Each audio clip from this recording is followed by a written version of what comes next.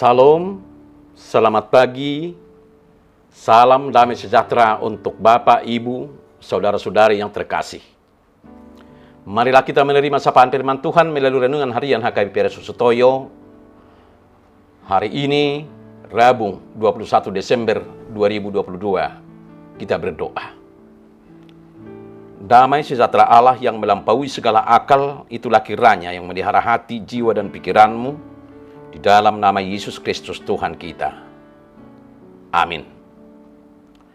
Firman Tuhan yang mau menyapa kita melalui renungan harian ini terambil dari kitab 2 Korintus pasal 8 ayatnya yang ke-7.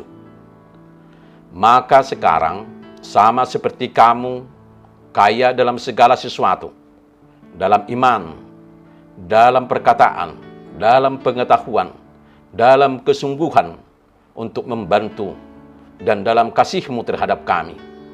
Demikianlah juga hendaknya kamu kaya dalam pelayanan kasih ini.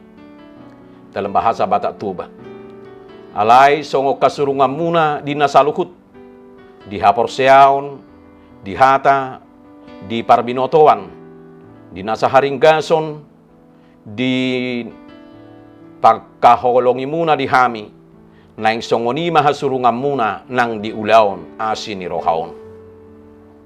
Bapak, Ibu, saudara-saudari yang terkasih dalam nama Tuhan Yesus, Mother Teresa, seorang suster peraih penghargaan Nobel perdamaian yang melayani orang-orang miskin di India pernah berkata, segala sesuatu yang tidak dibagikan akan hilang. Kepandaian, bakat, kekayaan, tenaga yang kita miliki akan menjadi sia-sia bila tidak bisa dibagikan kepada sesama. Orang disebut kaya bukan karena ia memiliki banyak harta, tetapi karena merasakan kebahagiaan atas apa yang dimilikinya dan atas apa yang diberikan kepada sesamanya, yaitu pikiran, tenaga, bakat, nasihat, atau harta. Yesus berkata, adalah lebih berbahagia memberi daripada menerima. Bapak, Ibu, saudara-saudari yang terkasih dalam nama Tuhan Yesus. Dalam renungan kita hari ini, Paulus mendorong supaya jemaat di Korintus mau mendukung pelayanan jemaat di Yerusalem. Paulus terlebih dahulu memberikan contoh kondisi jemaat lain, yaitu jemaat Makedonia yang hidup menderita dan sangat miskin dalam harta. Tetapi dalam hal kasih, mereka sangat kaya. Mereka dapat memberikan bantuan yang melebihi kemampuan mereka. Kemudian Paulus mengingatkan jemaat di Korintus bahwa mereka adalah jemaat yang kaya dalam segala sesuatu. Maka seharusnya juga kaya dalam berbagi kasih. Paulus menasihati jemaat Korintus untuk menandingi kemurahan hati jemaat Makedonia dalam menolong jemaat di Yerusalem yang menderita dan miskin. Jemaat Makedonia sendiri juga menderita. Namun kasih Allah yang ada dalam hati mereka membuat mereka tetap bersukacita dan peduli pada orang lain. Mereka tidak terjebak dalam sikap mengasihani diri sendiri. Mereka tidak hanya memikirkan kepentingan diri sendiri, tetapi memilih berbelas kasih dan menolong orang lain yang membutuhkan. Bahkan mereka memberi melampaui kemampuan, bukan karena mereka kaya, melainkan karena berlimpah dalam kasih. Bapak, Ibu, saudara-saudari yang terkasih di dalam nama Tuhan Yesus, mari kita renungkan apa yang disampaikan oleh Rasul Paulus dalam nas hari ini.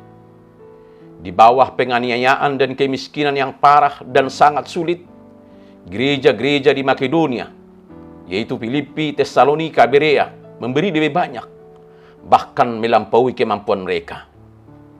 Mereka sepenuhnya menyerahkan diri kepada Tuhan dan memberi berdasarkan kerinduan mereka, semata-mata hanya untuk menyenangkan hati Allah. Inilah kunci dari memberi dengan murah hati yang dilakukan oleh jemaat Makedonia dan yang harus juga kita lakukan. Pertama, mempersembahkan hati kita kepada Allah.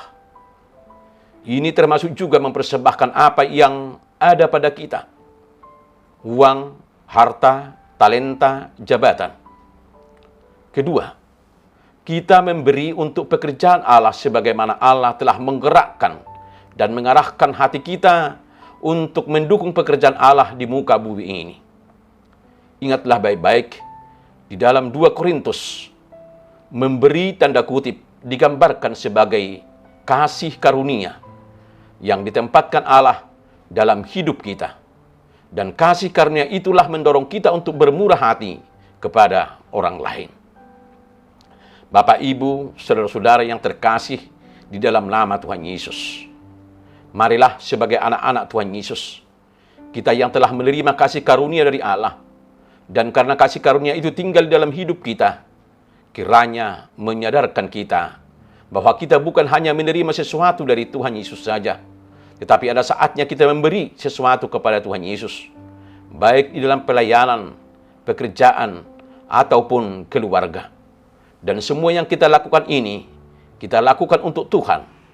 Kita bukan hanya memberikan hidup untuk dipakai Tuhan, tetapi dengan sukacita, kita mau memberikan uang kita untuk mendukung pelayanan gereja kita.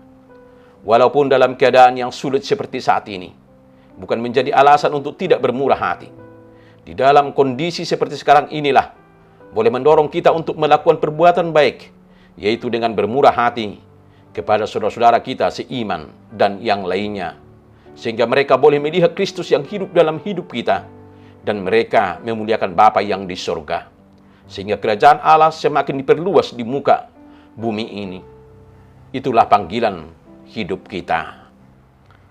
Amin. Kita berdoa. Tuhan, terima kasih untuk kasih karunia yang Kau berikan. Tolong kami supaya memiliki kemurahan hati untuk melakukan pelayanan kasih. Hidup kami menjadi saluran berkat bagi orang lain dan mendukung pelayanan dalam doa, daya, dan dana. Tuhan Yesus, perkayalah kami dengan kasih-Mu, agar kami semakin kaya dalam pelayanan kasih kami kepada sesama. Berkatilah kami selalu, dalam nama Tuhan Yesus. Amin. Salam. Salam sehat, selamat menjalankan hidup yang seturut dan berkenan dengan kehendak Tuhan. Tuhan Yesus memberkati setiap niat baik dan perbuatan baik dalam hidup kita. Immanuel.